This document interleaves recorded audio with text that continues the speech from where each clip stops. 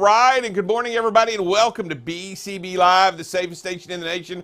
Drive safe, Dave, here on a fantastic Veterans Day in the United States of America, celebrating all veterans across the country, all peoples here that served for our country in one way, shape, form, or fashion. Sir Rick, how are you doing there? I see you're on. All right. And how you doing, Sir Rick? Can you hear me? Hey, Drive Safe Dave. How you doing? I'm doing well. So, Sir Rick, do you know where Veterans Day came from? Where it came from? How it was established? And why is it on November 11th? Tell me, Drive Safe Dave. Tell me.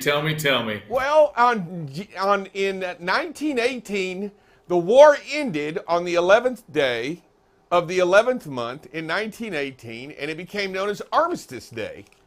And that was the end of World War I, and we celebrated Armistice Day until we had World War II. And we needed to celebrate our veterans from those days, so it became Veterans Day. You know, with climate change and everything, I'm surprised it stayed the 11th. It didn't move up, or fall back or anything like that. Forward, didn't fall forward or fall back or something. Yeah, we don't. Hey, there's no more of that either. So, but hey, Drive Safe Dave, let's go. Favorite song that reminds you of that makes you think about Veterans Day. I'm gonna go the favorite song that reminds me of Veterans Day. Wrong. Don't worry about this. You can't go wrong. America the Beautiful. Okay, well, that's fine, Dave. I mean, I'm not gonna get on to you. Whatever you think. Just America. To me, Lee Greenwood. Okay. Proud to be an American. I lots of things, but I'll tell you, it's not really a. I tell you what, this thing right here reminds me of it the most. It's a more symbolism to me than music. It's this thing that we hoist up and celebrate our country. This American flag. This TV? Emblem, huh? The TV. This Old Glory. The picture, just like you're on TV, sir. It's Old Glory right there. Definitely something we celebrate. Hey, so Sir Rick, you know we want to try to jump in real quick. We've got a lot to talk about today. I didn't want to spend too much time talking about stuff. Did you have anything? I did want to mention that next week, Sir Rick and I will be at Women in Trucking doing live interviews. Are you excited about that, Sir Rick? Yeah, I like the interviews, like the panels. I like all of that, Drive Safe Dave. I'm just going to ask that you spend time with the group and not out at the cafeteria. I know when you go on these things, I don't know what it is. Something about that cafeteria food at these things really gets Drive Safe Dave. Well, I am going to tell you that our booth that we have over there is right next to the cabinet, so I won't be far away. I'll be in shouting distance. It's like right next to the food court. So I feel comforted knowing that we will be within shouting distance of the food.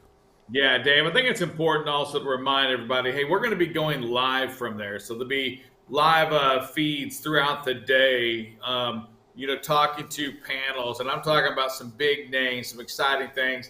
And it's like, Dave, for me, it's like women, ladies who launch having it every day. It's kind of exciting, to get that group of ladies out there, the group of women that are out there making a difference. We have a chance. And you know what? Bryce has done a fantastic job of lining up a bunch of people for us to interview. We've got a lot of panels that we're going to be talking on. We've got a lot of individuals that we're going to be meeting and discussing with on the air and talking a little bit about what all Women in Trucking actually means to this industry and how important it is that we highlight it and that we understand exactly what it does for trucking. Yeah, and I'm curious as to for some conversations. I read an article yesterday, about this was not women in trucking, but women for trucking that didn't like about some of the things that the FMCSA had to say about trucking, about the safety, security. Maybe we'll stir the pot a little bit while we're out there and bring that article up and get some real good, solid feedback from some of these the women that are involved in this. Because, Dave, we're going to have the women that drive out there. We're going to have women in financing. We're going to have women in logistics out there. We're going to have so many, people. I just got lined up, Dave, and I got to let Bryce know. A couple ladies and maybe 3 from MHC Kenworth. They're going to be out there. We have their financing director, and we have one of the daughters of the family of MHC going to be there as well, along with their HR staff. So I just think we're going to have a lot of ad-libbing with people in there. And Dave, we're going to have an exciting time. Can't wait. And I miss you. I haven't seen you. It feels like, for a long, long time, sir. Yeah, you know what? I don't know, we don't catch you in studio much of late. I know you've been out trying to hit the streets, making the rounds. Been out on assignment a lot lately. I know you've been. I like to see how that technology works with us away from each other. Drive safe, Dave. Since COVID, how are we doing with it? We've been doing it since COVID, Sir Rick. So, we've been doing it a while. Welcome to Zoom. Yeah. All right, I'll tell you what, we're going to bounce out here. We're going to take a quick break. We come back. We got Matthew and Adam coming back along with Sir Rick. We've got a panel interview. We got a lot to talk about. Very interesting about AB5, what it means, what it's going on, and what we can do about it here on BCB Live, the safest station in the nation. We'll be right back.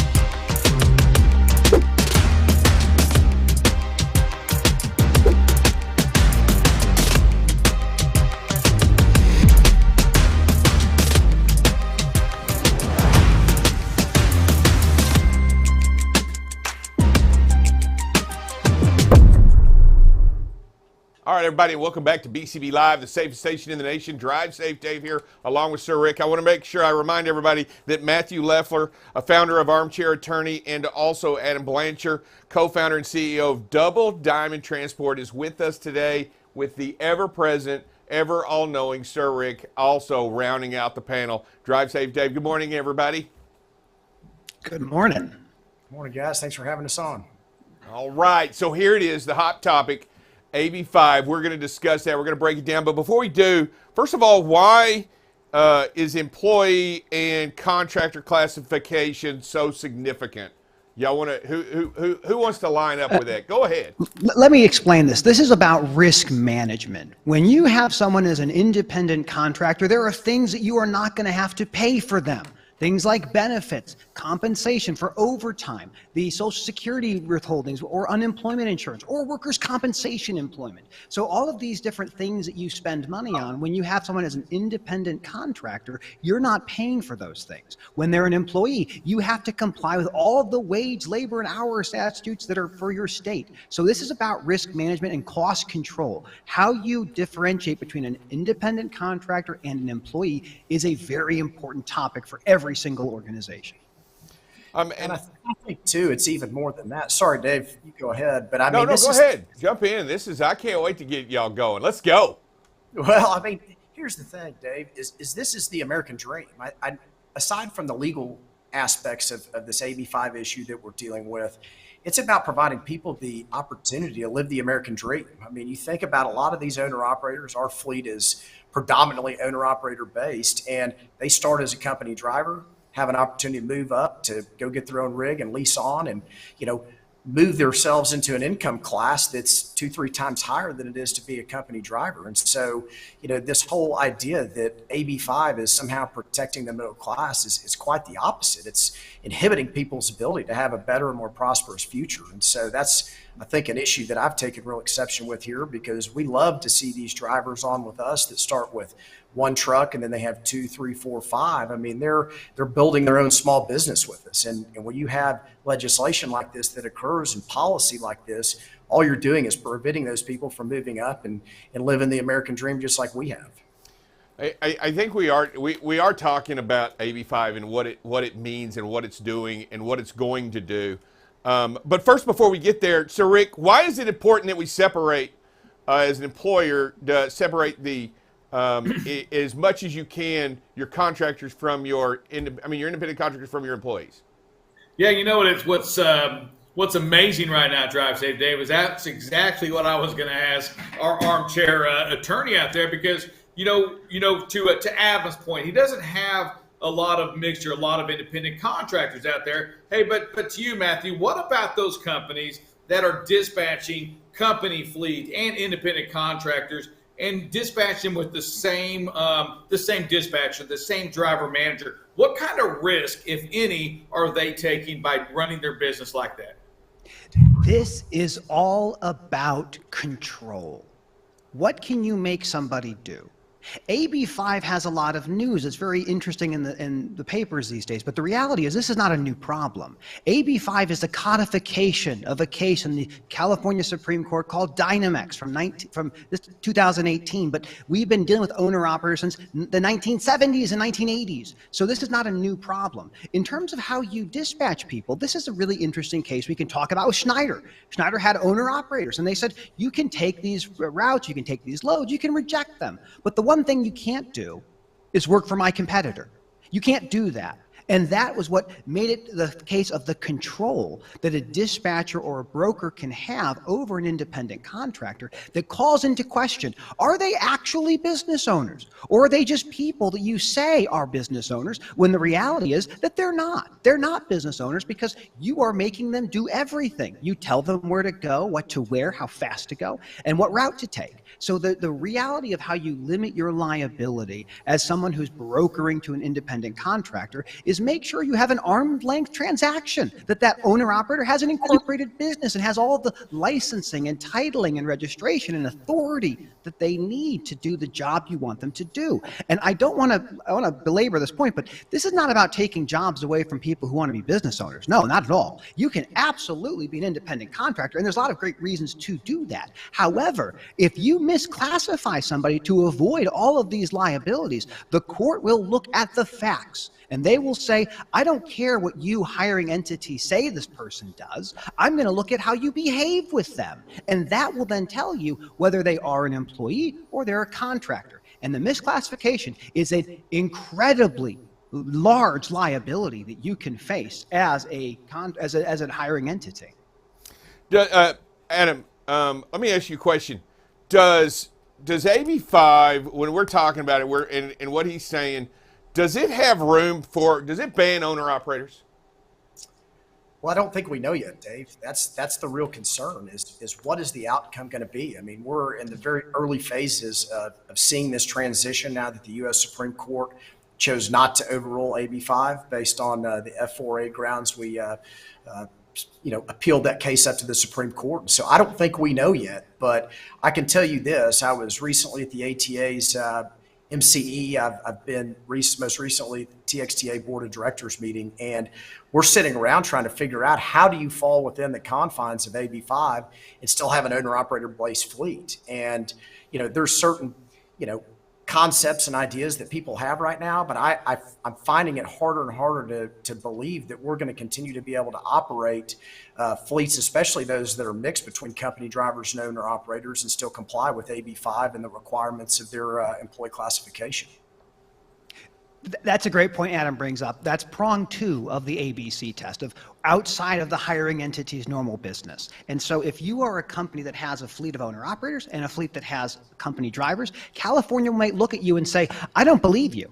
I don't believe these are independents at all. I believe they're actually employees. Now, you can still get around this, and I would always say consult with an attorney. But if these independent contractors have the ability to take on work from other people, and they're able to plan their own routes, and they have their own businesses, nothing will necessarily stop this. Where you see the biggest friction points right now with AB5 is drayage operations, where they say to somebody, you're a contractor, but you're going to do only my routes, and you're going to do from here to there 5 times a day, and I'm going to pay you $500. And if you don't get them done, I don't pay you. And if you do get them done, I pay you. I will pay you. But if you're sitting in traffic, I pay you nothing. What will happen is many of those entities will then ultimately be employees. And if they're employees, all of these things of back wages, benefits, time off, all of these things come knocking at your door. And there's not a single insurance policy you can buy today that will protect you from that liability. Now, just to back up just a little bit further, Dynamex is pretty clear. And the law before Dynamex was back in 1989 is also very clear.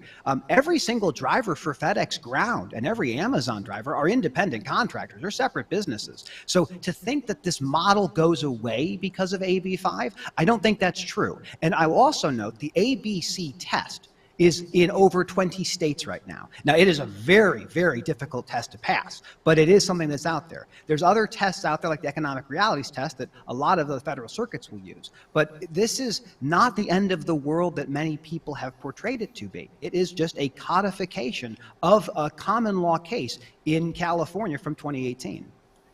Let me ask you, and I'm going to ask a real quick question here, and I'm going to just bring this up and just hear me out.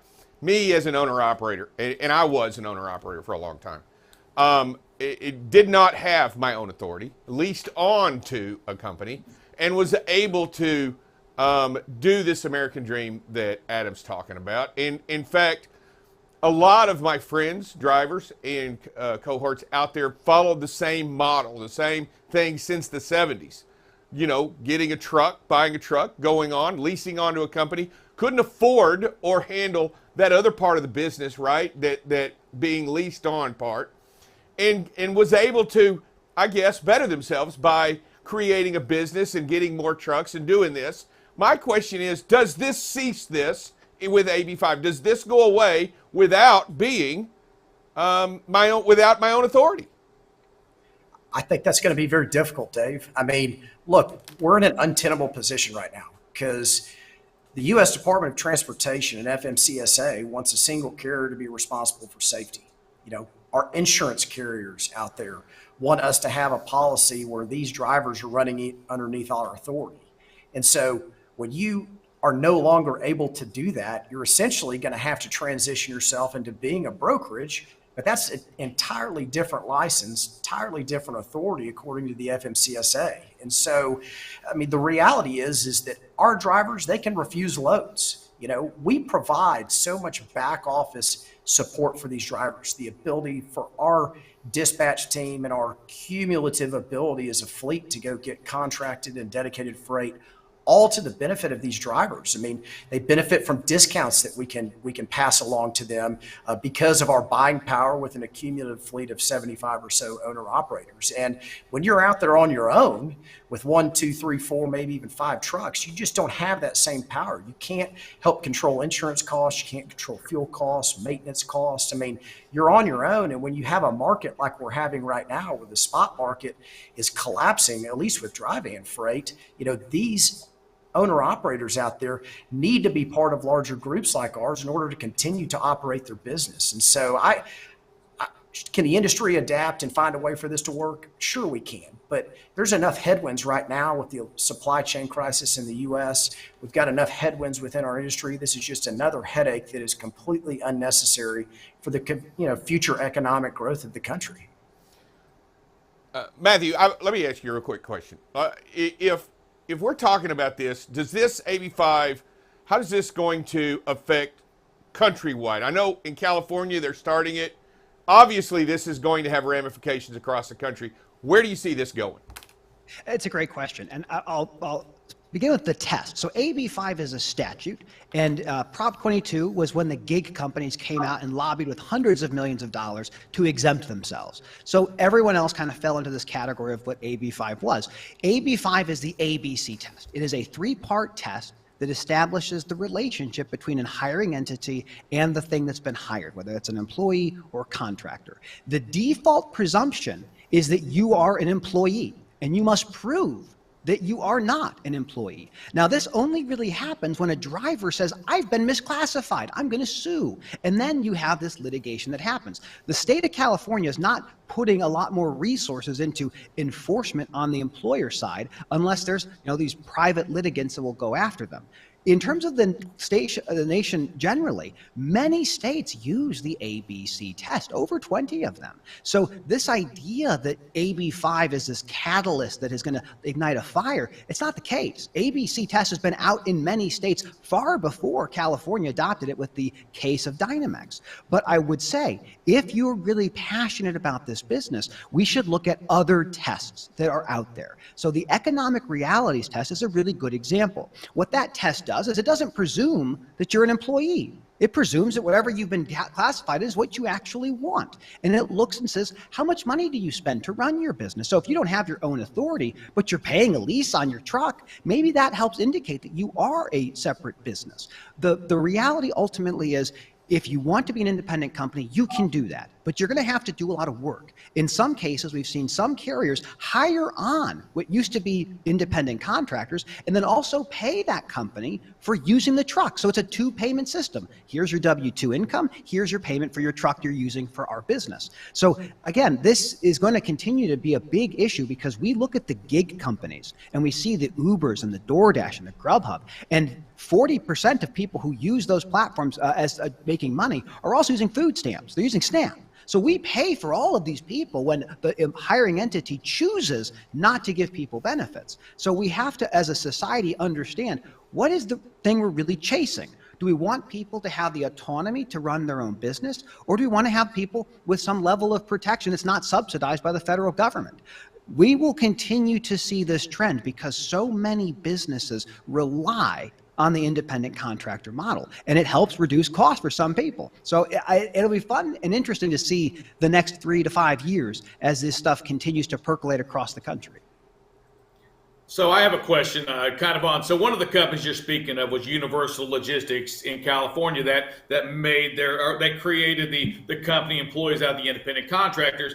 Adam, question for you on that. As a trucking company, as the owner of a trucking company, is that a genius move? Is that the smart move? Did you feel betrayed? What were your thoughts when Universal went out and did that and created all of those, the independent contractors became employees?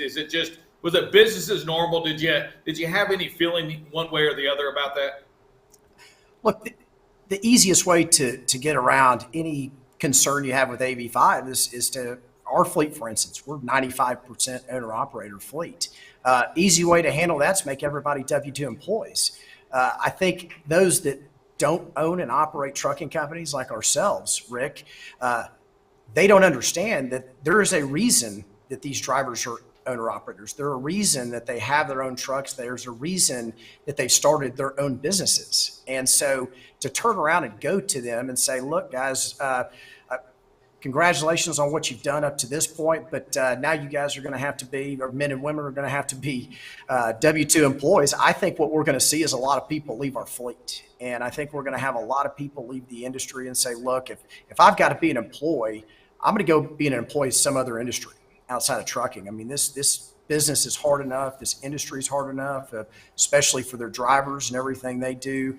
I think there's a more practical fallout from having to force them to be W-2, even aside from, the legal and I guess more theoretical aspect of it. Yeah, and Matthew, so also as an owner of a trucking company, I had feelings about that as well. Is again, Dave, to what you said earlier, is that these independent contractors, I do believe that they're going out there to live a dream. They're going out there to create this business. And for states or for the AB5, for example, I just myself as an owner of a trucking company don't believe that this really does a benefit to anybody. I don't believe, number one, that AB5 was really ever set up for trucking companies. It wasn't meant for the independent contractors. I think it was meant more for what you were talking about before, the Uber, the Lyft drivers, all of those gig workers, these independent contractors, especially. And Adam, I'm gonna piggyback what you said, especially in times that we're in right now when fuel's at an all-time high and they're not getting those fuel discounts. When rates are, especially on that spot market, are at all-time lows or moving towards that direction. I shouldn't say all-time lows, moving definitely lower. Boy, it'd be nice to have a contracted rate from a larger trucking company that has those things. I just don't feel like this is the answer, nor this is the direction that we in our industry want to go, need to go, have to go. However, Matthew, it is what it is, right? I mean, the rules may be out there. Now we have to learn how to play within that sandbox. Yeah, and I'd like to, just to push back a little bit, right? So in our industry, if you were to look at the Brake Safety Week data, we had over 20% of commercial vehicles fail the maintenance that they're required to have to operate safely on the highways. And so when you have this idea of outsourcing to an independent contractor, you're outsourcing a level of risk. The maintenance, the repair, the insurance in some cases, all of this, that's your problem to solve. And if you are a business owner and you want to minimize risk, the independent contractor model is persuasive. It does offer a lot of really great incentives, and it does give people the ability to earn as much as they really want. But you put that compliance onto the owner operator. What AB5 and the cases before that, the Dynamics before, looked at the facts of people saying, hey, I really want to avoid this liability. This risk needs to go away. How can I do that? And they make this innovation of independent contractors. But then when a judge looks at it, I mean, imagine if Walmart took a cashier and said, that's actually a contractor. It's not an employee. Now they wear the Walmart uniform. They have to show up at a certain time. They have to do the job a certain way. And that's what this stuff is all about, is the actual functional relationships between the hiring entity and the people that work under them, either they're employees or they're independent contractors. And so we are living in this world right now. And so that two-payment system, I'll just kind of just take a moment and talk about the liability risk of misclassification. You have to pay the attorney's fees for someone who goes after you and wins on these cases. You pay back wages, back unemployment, back workers' comp, back health insurance. And this is stuff that your general liability policy will not protect you. You will pay out of pocket for every one of these things. And so when companies are trying to understand, how do I navigate this? What happens if I make a wrong decision? You go bankrupt. That's what happens. That's what happens to you. And so we are living in a world where now people are looking and saying, what is the independent contractor model really about? And I'd like to go back to the 1980s before deregulation. The average compensation for an over-the-road trucker was 38 grand. 60% of them were unionized. Fast forward to today, and that number adjusts for inflation of $120,000. And most truckers aren't making 120K. So this is the reality, is we have taken the profits from some of our drivers and lowered the cost for consumer goods at the backs of truck drivers, 10% of whom are veterans. So whatever can give drivers better parking opportunities, safer pieces of equipment, and safer roads, I'm for that. And if our maintenance today is 20% fail inspection, we have to make dramatic changes. And so I will follow this stuff along. And it's not, again, it's not the end of the world for most companies. Many businesses have been wrestling with owner-operators for decades and decades and decades. So my turn. Hold on, David. My turn. Adam, I know you're ready to jump in, but I don't believe it's the independent contractors that we speak of that are leased on to most trucking companies. I don't believe the trucking companies actually look at it like you're saying. We grade them. We make sure that they have that because they're running under our authority. We're going to put them through the same tests that our vehicles are on. Most of the time, a lot of companies, they're pulling our trailers as well to make sure that we maintain a good, safe trailer equipment. We're going to make them go and get, the same inspections that we expect on our tractors. I don't believe, and maybe that's just our company, or maybe that's just Adam, what we do here in Texas, but I don't believe we look at it as an independent contractor as a means to reduce the liability. As a matter of fact, I think they may you got to be even more strict to make sure their equipment is taken care of. Adam, what do you think about that? Look, I think that it's real easy for these trial lawyers, because that's ultimately who's going to be the benefactor of this. The government may audit some of these companies out there under AB5, but the bottom line is, with AB5, we are going to perpetuate an even greater lawsuit abuse environment. You're going to have this wage and hour plaintiffs bar that's going to go throughout the country now and start suing these trucking companies. And I fundamentally disagree with the fact that having owner operators in your fleet makes you less safe, exposes you to more risk. I think, in fact, taking smaller operators and folding them under the umbrella of larger fleets like our fleet, your fleet, Rick, affords them the ability to be safer on the road. I mean, we do quarterly inspections. We inspect their trucks thoroughly before they come on. They get the benefit of utilize Love Tire Pass so they can have their trucks and our trailers inspected when they're fueling up. I mean, I just think that this narrative that it's all based on a safer motoring public is just fundamentally untrue. And I'll speak to Matthew's point a minute ago about misclassifying a cashier at Walmart. Well, they're not bringing in the cash register with them. I mean, that's just I think that analogy is misplaced. The bottom line is these guys men and women that come on with us, many of which are veterans, are affording themselves a higher wage and a higher income under this model. And by leasing on with fleets like us, they're getting the benefit of having that support staff, those contracted rates, the avoidance of risk, and that American dream that they're going to lose if this system ends in the United States. Let me ask you a real quick question before we. Obviously, this is a state law. This is a law that's being moved forward, and truly, if we want to change any of this, we have to change with laws. We have to change the law. If anything, what we're talking about with AB5. And let me ask you real quick, Adam. I know you're a board member of Texas Trucking Association. What is some measures that they may be looking at to preemptively to stop that kind of legislation from happening here?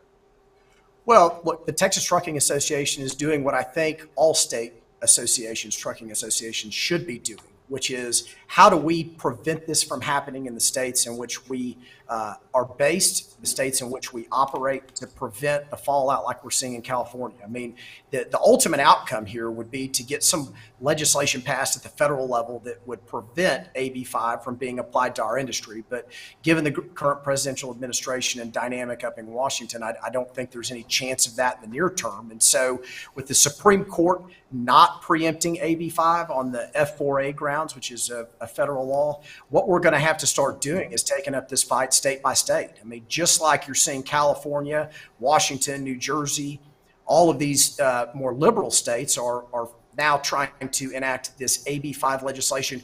We as good conservative states need to start preemptively advocating for legislation that's going to ensure that we don't have that test. We need the economic reality test, some type of a multi-factor test that is going to prevent that from happening in our states so that we have some reassurance that we can continue to move America forward, support small businesses in our respective states, and give these incredible independent contractors out there on the road the opportunity to still have the opportunities that they deserve. Yeah, I'll tell you what, I want to thank both of you. Hey, let me tell you, Adam, Matthew, point, counterpoint, I don't want to be in the middle of you two. If ever there was a chance to an argument, I want to stay out of the middle and just watch you go. But I'll tell you what, you both bring up great points, especially understanding what we can do, what we should do, and where we're at. And I think this is a discussion that we're going to have to continue to have. And as AB5 plays out in California, right, and what's going on, we're going to get a bigger picture of how it actually handles and how it actually comes down, right? We really haven't seen it in the courts yet with trucking companies just yet, but I assume it'll get there someday, right? I mean, y'all both know that some attorney will find a way to drag it into a courtroom at some point, and we'll figure out where we're at on that. I want to thank both of y'all coming in. Sir Rick, what do you got? I appreciate it. Hey, as well, it's nice to have. It's nice to be surrounded with people smarter than me. I don't get that opportunity when it's just Dave and I. So I am really honored to have both y'all in here and appreciate it. I love these discussions because, we're hearing different sides. And Matthew, I appreciate your perspective on that. Adam, you as well. It's nice to hear these things. And at the end of the day, it is what it is, right? These are facts and we can have our opinions, and it's a lot of feelings. It's, that go inside of this, but for y'all, both of you, both attorneys, y'all know what's going on. Sir Rick's just out there trying to live with it and make it happen. Thank you both for being on BCB Live, the safest station in the nation. Appreciate it. Love to have it. I think this needs to keep going on. We need to get some boxing gloves on too. No, I tell you what, the hard questions, the hard topics, and the discussions that are going to have to be made are got to be made by guys like you, and every single time, because we need to hear what's out there and to better understand what's going on. Because I truly think there should be other tests out there besides AB5. I like what you brought up, Matthew, and Adam even agrees. I think there needs to be ways to look at this in different ways. But we're going to do it. We're going to do it together. I thank you both here on Veterans Day. Happy Veterans Day to every one of you. And we'll be back in just a second with some safety on BCB Live, the safest station in the nation. Thanks, guys. Thank you so much. It's on. You're watching BCB Live, the safest station in the nation.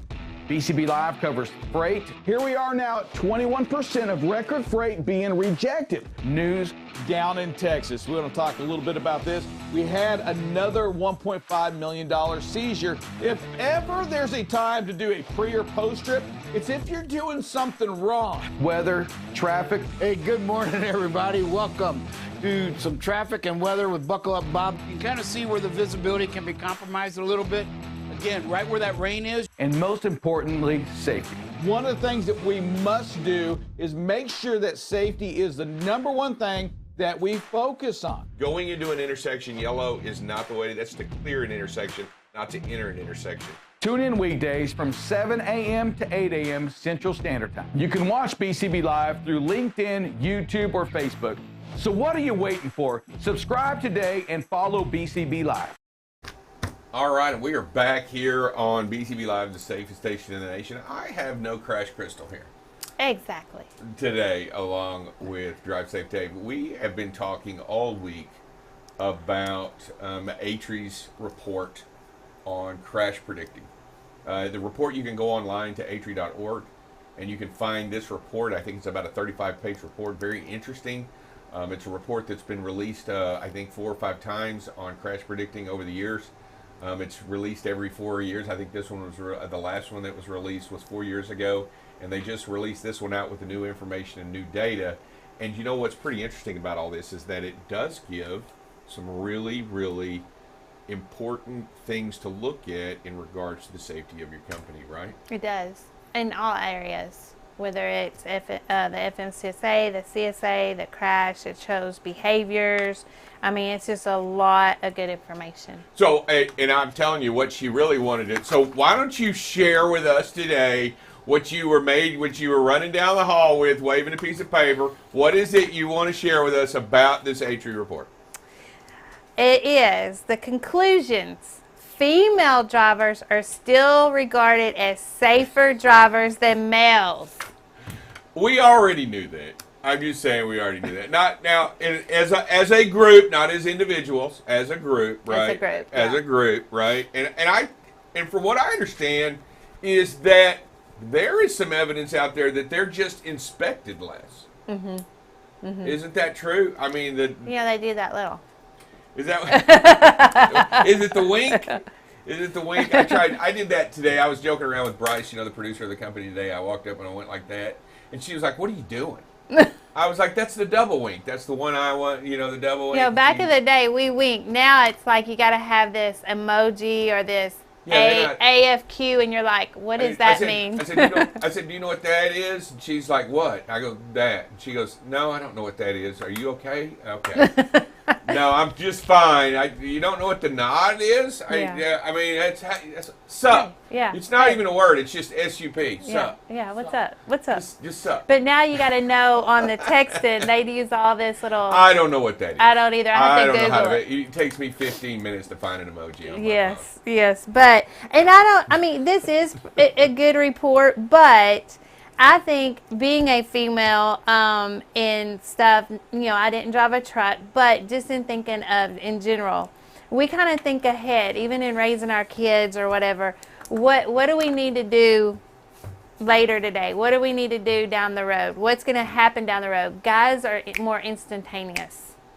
What's happening right now? Got to do it. Got to hurry. Got to get somewhere. We have to see the whole picture because we're always the core of the family of making sure everybody gets to where they need to go. I wasn't going into exactly why yet. There's more research that probably has to be done, and we're going to do that. We'll leave that up to Atree, but we did want to report some of the facts and the details that we had in the report. Make sure that you log in there and make sure you get in there. Hey, also on Atree, I just want to remember, they've been on several times on the show, and they have some great information that they can give you, but they are also looking for the information that you have for them. They want to know what you think, they want to know what you want, and they want to know what bothers you. And there is surveys on there that you can be a part of, and the more people that participate, the greater the data. And more accurate data. More accurate data. And if more females participate, we'd have more data on them as well. We would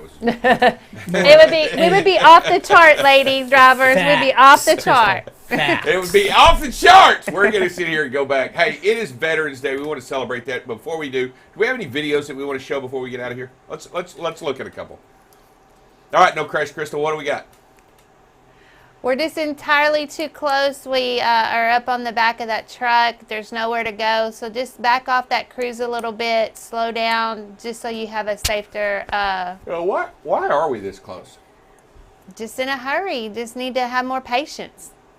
And it looks like they're on a bridge. So that wouldn't be going? What's your out? Straight down. There is no out. Okay, everybody. Next video. Another going too close in the hammer lane. These are, and you're about a half a second away. Yeah, and there's nowhere to go. It's dark. Just slow down. That could be a terrific accident if anything happened. All right. By the way, go back to the other video. What's the speed limit on this video? 70. And how fast are we going? 73. 73, they get 73. Yeah, it's probably a good idea. You probably wouldn't be too close if you were doing the speed limit. I suggest that you don't speed. To me, really what's wrong in this video is that you're driving too fast for conditions. Number one, darkness is a condition. It is not the most optimal time to be driving. I'm going to tell you that you can't see certain areas of the road and certain things that's up ahead. So I think that because of that you should be going the speed limit at all times. Yeah. All right, next video. Don't say it. I see it over there. No! And we roll it. No! Roll it. Oh my. Oh, so close. We don't count close. That's a stop I line. know. Okay, let me wait till the video comes over here. Let me show you something. It's on the road. There's a white line there. You know what that's called? A stop line. line. You're supposed to stop with your bumper at the line, not past the line. Yeah, but you're supposed to stop before that line. It doesn't have to be on it. It just has to be before it. And it doesn't look like we do that. Not at all. Not at all. So stop means stop, guys. Always stop at any stop sign or any blinking light. Always stop. Really? Don't roll it. How much time are you losing if you come to a complete stop there if you're doing it at 4 or 5 miles an hour? Probably none, really. None. I mean... Few seconds. Yeah. Look, it's all about being safe. It's all about following the rules. But And it's all about doing what's right. But as dark as that is, somebody could just plow right into you. Yeah, you got. It's Friday, and we're going to end on a positive one. Okay, let's get positive. I like positive. Oh, look Here at we this! go. Look at this! Look A lot at of this! traffic. Oh, it definitely increases space here. Yes. Definitely increasing space as we're watching. Gets off the accelerator. I like it. That's what you want. You want to see a change, a positive change, a good change. Yeah, especially with all the traffic, he had no out. So great job, driver, backing off. I like it. Very good. And by the way, I just want to tell you, make sure you find a veteran today and say thank you for their service. Oh yes, I have several. And There thank you you. go. Thank Hey. you, Dover. You're very welcome. And I'll tell you what, you can find a person to say thank you. Veterans Day is about the living and it's about a veteran. So if you find them, say thank you for their service and their wonderful contribution to this country every moment that they were in uniform. All right. We will talk to you guys later next week, and we are going to be coming live from Women in Trucking Conference. Awesome. Can't wait for the interviews. Can't wait for the time. We hope you have a great day. See y'all later. Bye, everybody.